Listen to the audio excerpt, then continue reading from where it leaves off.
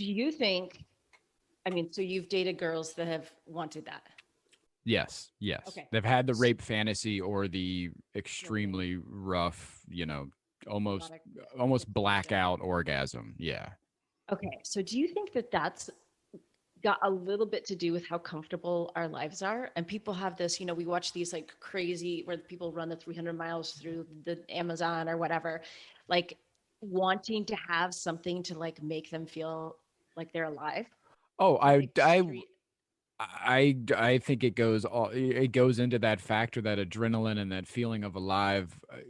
I think it's attached more to trauma than it Mm. is attached to the mundane life of just like the everyday that we're living. So you think that that's like a PTSD type thing or because of something that had happened to them? Yeah, I think I don't want to say all the time because every Yeah, scenario is yeah. different, but I would say that my bet would be the majority is that it's linked to some kind of the first interactions they had with sex might have been more rough or more violent even, and even maybe against their will from a family member or friend or this or that. You have these trauma cases, and Mhm. maybe that's the first experience that they had with sex, and so a part of them thinks that, oh, this is sex, and they don't understand that there are different layers, there are different ways to sex. There's so like sex is such an open wide fucking world of sports.